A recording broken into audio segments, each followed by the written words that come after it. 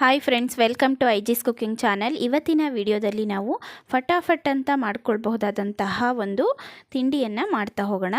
ನೋಡಿ, ಇದನ್ನು ಈಸಿಯಾಗಿ ಮಾಡ್ಕೊಳ್ಬೋದು. ನಮಗೇನಾದರೂ ಸ್ನ್ಯಾಕ್ಸ್ ಆಗಿ ತಿನ್ನಬೇಕು ಸಂಜೆ ಟೈಮು ಅಂತ ಅಂದಾಗ ಈ ಶಂಕರಪಾಳಿಯನ್ನು ಮಾಡ್ಕೊಳ್ಬಹುದು. ಇದನ್ನು ಯಾವ ರೀತಿಯಾಗಿ ಮಾಡ್ಕೊಳ್ಳೋದು ಅಂತ ಈಸಿಯಾಗಿ ನೋಡೋಣ ಬನ್ನಿ. ಇಲ್ಲಿ ನಾನು 1 ಕಪ್ ಅಳತೆಯ ಒಂದು ಮೆಜರ್ಮೆಂಟ್ ಕಪ್ಪಲ್ಲಿ ಸಕ್ಕರೆ ತೊಗೊಂಡಿದ್ದೀನಿ. ಹಾಗೆಯೇ ಅದೇ ಅಳತೆಯ ಕಪ್ಪಲ್ಲಿ 1 ಕಪ್ಪಷ್ಟು ನೀರನ್ನು ತೊಗೊಂಡಿದ್ದೀನಿ. ಹಾಗೆಯೇ ಒಂದು ಅರ್ಧ ಕಪ್ಪಷ್ಟು ತುಪ್ಪನ ಯೂಸ್ ಮಾಡ್ಕೊಳ್ತಾ ಇದ್ದೀನಿ. ನೋಡಿ, ಈಗ ಇದನ್ನು ಚೆನ್ನಾಗಿ ನಾವು ಕರಗಿಸ್ಕೊಳ್ಬೇಕಾಗತ್ತೆ. ಸಕ್ಕರೆ, ತುಪ್ಪ ಹಾಗೆಯೇ ನೀರನ್ನು ಇದನ್ನು ನಾವು ನೀಟಾಗಿ ಕರಗಿಸ್ಕೊಂಡ್ರೆ ಸಾಕು. ಗ್ಯಾಸ್ ಮೇಲೆ ಇಟ್ಕೊಂಡು ನೋಡಿ, ಸಕ್ಕರೆಯನ್ನು ಚೆನ್ನಾಗಿ ನಾನು ಕರಗಿಸ್ಕೊಂಡು ತೊಗೊಂಡಿದ್ದೀನಿ. ಹಾಗೆಯೇ ನೋಡಿ, ಅದನ್ನು ತಣ್ಣಗಾಗಕ್ಕೆ ಬಿಟ್ಬಿಟ್ಟು ಒಂದು 4 ಕಪ್ಪಷ್ಟು ಅಳತೆಯ ಒಂದು ಮೆಜರ್ಮೆಂಟ್ ಕಪ್ಪಲ್ಲಿ ನಾನು ಮೈದಾ ಹಿಟ್ಟನ್ನು ತೊಗೊಳ್ತಾ ಇದ್ದೀನಿ. ನೋಡಿ, ಇದೇ ಕಪ್ಪಲ್ಲಿ ನಾನು 4 ಕಪ್ಪಷ್ಟು ಮೈದಾ ಹಿಟ್ಟನ್ನು ತೊಗೊಂಡಿದ್ದೀನಿ. ಹಾಗೆಯೇ ನಾನು ನೋಡ್ತಾ ಇರ್ಬೋದು, ಮೆಜರ್ಮೆಂಟ್ ಕಪ್ಪನ್ನು ಉಪಯೋಗಿಸ್ಕೊಳ್ಳಿ. ಹಾಗೆಯೇ ಇದಕ್ಕೆ ಈಗಾಗಲೇ ಮಾಡಿ ಇಟ್ಕೊಂಡಿರುವಂತಹ ಒಂದು ಸಕ್ಕರೆ ನೀರು ಏನಿದೆ ಅದನ್ನು ಹಾಕ್ಕೊಳ್ಳೋಣ. ಹಾಗೆಯೇ ಸ್ವಲ್ಪ ಒಂದು ಅರ್ಧ ಚಮಚದಷ್ಟು ಉಪ್ಪನ್ನು ಹಾಕ್ಕೊಂಡು ಈಗ ನಾನು ರೆಡಿ ಮಾಡಿ ಇಟ್ಕೊಂಡಿದ್ದಂತಹ ನೀರು, ಸಕ್ಕರೆ ಹಾಗೆ ತುಪ್ಪದ ಮಿಶ್ರಣವನ್ನು ಹಾಕ್ಕೊಂಡು ಇದನ್ನು ಚೆನ್ನಾಗಿ ಹಿಟ್ಟನ್ನು ನಾದ್ಕೊಳ್ಬೇಕಾಗತ್ತೆ. ನೋಡಿ, ನೀಟಾಗಿ ಇದನ್ನು ಒಂದ್ಸರಿ ಮಿಕ್ಸ್ ಮಾಡ್ಕೊಳ್ತಾ ಇದ್ದೀನಿ. ಈ ರೀತಿ ಚೆನ್ನಾಗಿ ಒಂದ್ಸರಿ ನಾವು ಮಿಕ್ಸ್ ಮಾಡ್ಕೊಳ್ಳೋಣ. ತಕ್ಷಣ ಕೈ ಯೂಸ್ ಮಾಡ್ಕೊಳ್ಬೇಡಿ, ತುಂಬ ಅಂಟ್ಕೊಳ್ಳುತ್ತೆ ಕೈಗೆ. ಹಾಗಾಗಿ ನಾನಿಲ್ಲಿ ಸ್ಪೂನನ್ನು ಯೂಸ್ ಮಾಡ್ಕೊಳ್ತಾ ಇದ್ದೀನಿ. ನೋಡಿ, ಇದನ್ನು ಚೆನ್ನಾಗಿ ಒಂದ್ಸರಿ ಹಿಟ್ಟನ್ನೆಲ್ಲ ಮಿಕ್ಸ್ ಮಾಡಿದ ನಂತರ ಕೈಯಲ್ಲಿ ನೀಟಾಗಿ ಮಿಕ್ಸ್ ಮಾಡ್ಕೊಳ್ಬೋದು ನಾವು. ನೋಡಿ, ಈಗ ನಾನು ಮಾಡ್ಕೊಂಡಿರುವಂತಹ ಮಿಶ್ರಣ, ನಾನು ತಗೊಂಡಿರುವಂತಹ 4 ಕಪ್ ಏನಿದೆ ಹಿಟ್ಟು ಅದಕ್ಕೆ ಪರ್ಫೆಕ್ಟ್ ಆಯಿತು. ಹಾಗಾಗಿ ಅಳತೆ ಕಪ್ಪಲ್ಲಿ ನೀವು ಮೆಷರ್ ಮಾಡಿ ತೊಗೊಳ್ಳಿ, ಪರ್ಫೆಕ್ಟಾಗಿ ಆಗುತ್ತೆ. ನಾನು ಮಾಡ್ಕೊಂಡಿದ್ದಂತಹ ಮಿಶ್ರಣ ಏನಿದೆ ಅದು ಪರ್ಫೆಕ್ಟ್ ಆಯಿತು. ನೋಡಿ, ಈಗ ಈ ಒಂದು ಸ್ಪೂನನ್ನು ತೆಗೆದು ಕೈಯಲ್ಲಿ ನಾವು ಇದನ್ನು ಕಲಿಸ್ಕೊಳ್ಬಹುದು. ಕೈಗೆ ಹೆಚ್ಚು ಅಂಟ್ಕೊಳ್ಳೋದಿಲ್ಲ. ನೋಡಿ, ಇದನ್ನೀಗ ಚೆನ್ನಾಗಿ ನಾವು ಹಿಟ್ಟನ್ನು ನಾದ್ಕೊಳ್ಬೇಕಾಗತ್ತೆ. ಈ ರೀತಿ ಕೈಯಿಂದ ನಾನು ನಾದ್ಕೊಳ್ತಾ ಇದ್ದೀನಿ ಹಿಟ್ಟನ್ನು.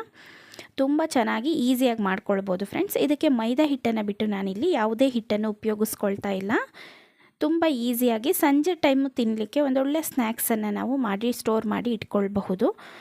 ನೋಡಿ, ಇದನ್ನು ಹಿಟ್ಟನ್ನು ನೋಡಿ ನಾನು ಈ ರೀತಿ ನಾದ್ಕೊಂಡು ತೊಗೊಂಡಿದ್ದೀನಿ. ಇದಕ್ಕೆ ಬೇಕು ಅಂದರೆ ನೀವು 1 ಸ್ಪೂನಷ್ಟು ಎಣ್ಣೆ ಹಾಕ್ಕೊಂಡು ಮತ್ತೆ ಹಿಟ್ಟನ್ನು ನೀಟಾಗಿ ಒಂದ್ಸರಿ ಕಲಸಿ ತೊಗೊಳ್ಳಿ. ನೋಡಿ, ಈ ಕಾಲು ಏನು ಲೋಟದಷ್ಟು ತೊಗೊಂಡಿದ್ದೆ ಎಣ್ಣೆ, ಅದರಲ್ಲಿ 1 ಚಮಚದಷ್ಟು ಅಷ್ಟೇ ನಾನು ಹಾಕ್ಕೊಂಡಿದ್ದೀನಿ. ನಂತರ ನೋಡಿ, ಹಿಟ್ಟನ್ನು ಇನ್ನೊಂದು ಸತಿ ಈ ರೀತಿ ಚೆನ್ನಾಗಿ ಕಲಿಸ್ಕೊಂಡು ತೊಗೊಳ್ತಾ ಇದ್ದೀನಿ. ಇದಕ್ಕೊಂದು ಪ್ಲೇಟ್ ಅಥವಾ ಏನಾದರೂ ಒಂದು ಮೇಲ್ಗಡೆಯಿಂದ ಕವರ್ ಮಾಡಿಬಿಟ್ಟು ನೀಟಾಗಿ ಇದನ್ನೊಂದು ಅರ್ಧ ಗಂಟೆಗಳ ಕಾಲ ಬಿಡೋಣ. ನೋಡಿ, ಬಿಡ್ತಾ ಇದ್ದೀನಿ. ನಂತರ ಇದನ್ನು ಬಿಟ್ಟ ಮೇಲೆ ನೋಡಿ ಈ ರೀತಿಯಾಗಿ ಆಗಿದೆ.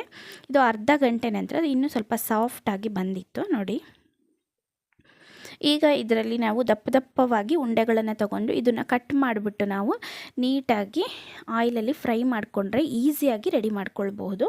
ನೋಡಿ, ಈ ಗಾತ್ರಕ್ಕೆ ನಾನು ಉಂಡೆಗಳನ್ನು ಮಾಡಿ ತಗೊಳ್ತಾ ಇದ್ದೀನಿ. ಈಸಿಯಾಗಿ ಮಾಡ್ಕೊಳ್ಬಹುದಾದಂತಹ ಒಂದು ತಿಂಡಿ ಅಂತಲೇ ಹೇಳ್ಬೋದು. ನೋಡಿ ಫ್ರೆಂಡ್ಸ್, ಈಗ ಡ್ರೈ ಹಿಟ್ಟನ್ನು ತೊಗೊಂಡಿದ್ದೀನಿ. ಆ ಡ್ರೈ ಹಿಟ್ಟಲ್ಲಿ ನಾವು ತೊಗೊಂಡಿರುವಂತಹ ಉಂಡೆಯನ್ನು ಡಿಪ್ ಮಾಡ್ಕೊಳ್ಳೋಣ. ನಂತರ ನೋಡಿ, ಇದ್ರ ಮೇಲೆ ನೀಟಾಗಿ ಲಟ್ಟಿಸ್ಕೊಳ್ಳೋಣ. ಇದನ್ನು ನಾವು ಚಪಾತಿ ಥರ ತೆಳುವಾಗಿ ಲಟ್ಟಿಸ್ಕೊಳ್ಬಾರ್ದು, ದಪ್ಪವಾಗಿ ಲಟ್ಟಿಸ್ಕೊಳ್ಬೇಕಾಗತ್ತೆ. ಆವಾಗಷ್ಟೇ ನಾವು ಕಟ್ ಮಾಡಿದರೆ ಪೀಸಸ್ಸು ನಮಗೆ ನೀಟಾಗಿ ಸಿಗತ್ತೆ. ನೋಡಿ, ನಾನು ಇದನ್ನು ದಪ್ಪವಾಗಿ ಲಟ್ಟಿಸ್ಕೊತೀನಿ. ಉಂಡೆ ಬೇಕು ಅಂದರೆ ಇನ್ನೂ ಸ್ವಲ್ಪ ದಪ್ಪವಾಗೂ ಸಹ ತೊಗೊಳ್ಬಹುದು.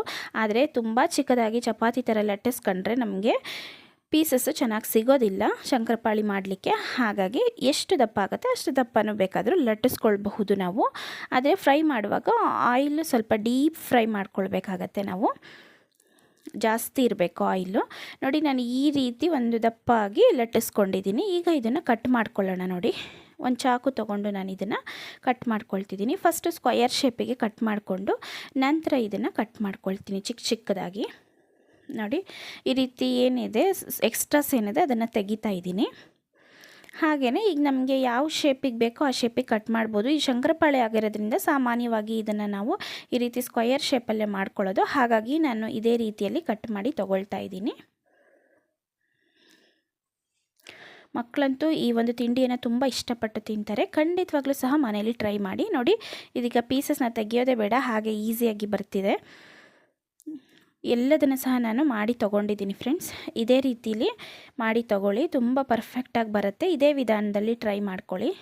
ಈಸಿಯಾಗಿ ಸಹ ಮಾಡ್ಬೋದು, ಹೆಚ್ಚು ಇಂಗ್ರೀಡಿಯೆಂಟ್ಸ್ಗಳ ಅವಶ್ಯಕತೆಯೂ ಸಹ ಇರೋದಿಲ್ಲ. ಇದನ್ನೀಗ ನಾವು ಎಣ್ಣೆನ ಕಾಯಕ್ಕಿಟ್ಕೊಂಡು ನೀಟಾಗಿ ಡೀಪ್ ಫ್ರೈ ಮಾಡಿಕೊಂಡ್ರೆ ಆಯಿತು. ನೋಡಿ ಎಣ್ಣೆ ಚೆನ್ನಾಗಿ ಕಾಯ್ದಿರುವಂತಹ ಎಣ್ಣೆಗೆ ನಾನೀಗ ಮಾಡಿ ತೊಗೊಂಡಿರುವಂತಹ ಶಂಕರಪಾಳಿ ಏನಿದೆ ಆ ಪೀಸಸ್ನ ಹಾಕ್ಕೊಳ್ತಾ ಇದ್ದೀನಿ. ಒಂದೇ ಸರಿ ಬೇಕಾದರೂ ಒಂದು ಸ್ಪೂನಲ್ಲೂ ಹಾಕ್ಬೋದು, ಈ ರೀತಿ ಬೇಕಾದರೂ ಹಾಕ್ಕೊಳ್ಳಿ ಒಂದೊಂದೇ. ನೋಡಿ ಈ ರೀತಿ ಹಾಕ್ಕೊಳ್ತಾ ಇದ್ದೀನಿ. ಈಗ ಇದನ್ನು ಮೀಡಿಯಮ್ ಫ್ಲೇಮಲ್ಲಿ ಇಟ್ಟು ನಾವು ಬೇಯಿಸ್ಕೊಳ್ಬೇಕಾಗತ್ತೆ.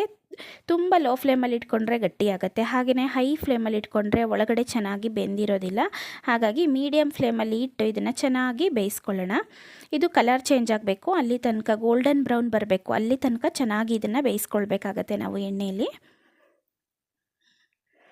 ನೋಡಿ ಸ್ವಲ್ಪ ಕಲರ್ ಚೇಂಜ್ ಆದ ನಂತರ ನಾವು ಇದನ್ನು ತಿರುಗಿಸಿ ಹಾಕಬೇಕಾಗತ್ತೆ. ಈ ರೀತಿ ಚೆನ್ನಾಗಿ ಫ್ರೈ ಮಾಡ್ಕೊಳ್ಬೇಕು ಎಣ್ಣೆಯಲ್ಲಿ. ತುಂಬ ಈಸಿ ಪ್ರೊಸೆಸ್ಸು ಶಂಕರಪಾಳಿನ ಮಾಡೋ ಅಂಥದ್ದು. ಖಂಡಿತ ಮನೆಯಲ್ಲಿ ತಪ್ಪದೆ ಟ್ರೈ ಮಾಡ್ಕೊಳ್ಳಿ. ಸಂಜೆ ಕಾಫಿ ಟೀ ಟೈಮ್ಗೆ ಆಗ್ಬೋದು, ಅಥವಾ ನಮಗೇನಾದರೂ ತಿನ್ನಬೇಕು ಅಂತ ಅನ್ನಿಸ್ದಾಗ ಮಧ್ಯಾಹ್ನ ಟೈಮ್ ಆಗ್ಬೋದು, ಬೆಳಗ್ಗೆ ಆಗಿರ್ಬೋದು, ಇದನ್ನು ಖಂಡಿತವಾಗ್ಲೂ ತಿನ್ಬೋದು. ಟೇಸ್ಟು ಸಹ ಚೆನ್ನಾಗಿರುತ್ತೆ. ಮಕ್ಕಳು ಏನಾದರೂ ತಿನ್ನೋಕ್ಕೆ ಕೇಳಿದಾಗ ನೋಡಿ ಈ ರೀತಿ ಮಾಡಿಕೊಡ್ಬೋದು. ತುಂಬ ಪರ್ಫೆಕ್ಟಾಗಿ ಬಂದಿದೆ. ಇದನ್ನೀಗ ತೆಗಿತಾ ಇದ್ದೀನಿ ನೋಡಿ.